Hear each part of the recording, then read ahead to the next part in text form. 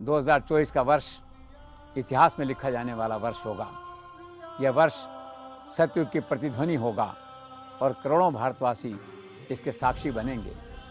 22 जनवरी को प्रधानमंत्री नरेंद्र मोदी के नेतृत्व में भगवान राम की जन्मस्थली अयोध्या में भगवान राम की प्राण प्रतिष्ठा होगी।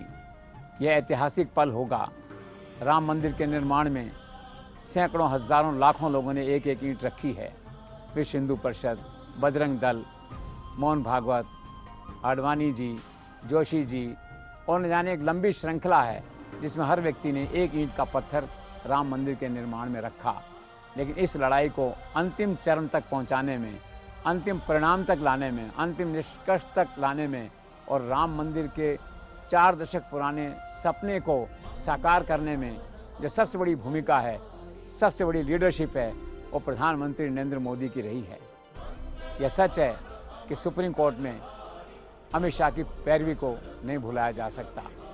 लेकिन कुल मिला के आज सारे संसार में अयोध्या की चर्चा है। अयोध्या हिंदुज़्म की एक ग्लोबल कैपिटल बनने वाला है।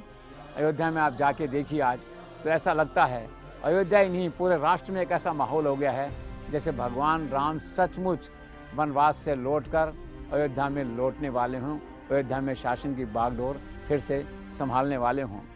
और यह सच है, मान लीजिए यह 2024 या 2029 का एजेंडा नहीं है। यह राष्ट्र की आस्था का प्रतीक है, राष्ट्र की मर्यादा का प्रतीक है, राष्ट्र की भावनाओं का प्रतीक है। इसे उसी ढंग से कीजिए, उसी ढंग से देखिए, इसमें राजनीति मत करिए। और कुछ लोगों को अगर मंदिर में आने में संकोच है, कोई कारण है, तो उन लोगों के लिए है कि नरेंद्र मोदी ने अयोध्या में राम मंदिर बनाया है, आप पूरे देश में मंदिर बनाइए, आपका स्वागत है। लेकिन कम से कम इस राष्ट्रीय उत्सव के दिन, इस ग्लोबल उत्सव के दिन अयोध्या आइए, भगवान राम के दर्शन कीजिए, आपस में मिलके राष्ट्र निर्माण और राष्ट्र हित की बात कीजिए। और अंत में एक बात कहना चाहूँगा मैं, आज पूरे देश में नरेंद्र मोदी के इस योगदान की, इस स्वप्न के पूरा होने की चर्चा है। सच पूछा जाए तो राष्ट्र के करोड़ों देशवासियों के लिए ये एक सपना था जिसे नरेंद्र मोदी ने साकार किया है।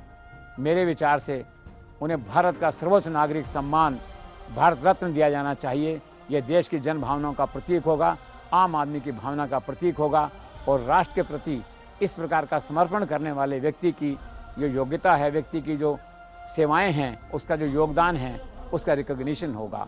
कुल मिला के मैं एक नागरिक के नाते आप सबको अयोध्या के लिए आमंत्रित करता हूँ।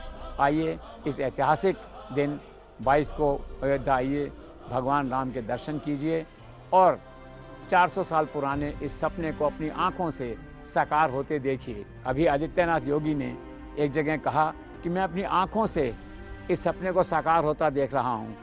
उनके चेहरे की भाव भंगिमा ऐसी थी, उनको यकीन ही नहीं हो रहा था कि वास्तव में मंदिर बन गया, मंदिर बन रहा है।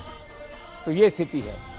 योगी जी जैसे व्यक्ति ये सोचते थे कि पता नहीं मंदिर कब बनेगा, और आज मंदिर उनके हाथों से प्रधानमंत्री के नेतृत्व में मंदिर बन गया। कुल मिलाकर 2024 का वर्ष भगवान राम का वर्ष है, मर्यादा पुरुषोत्तम का वर्ष है।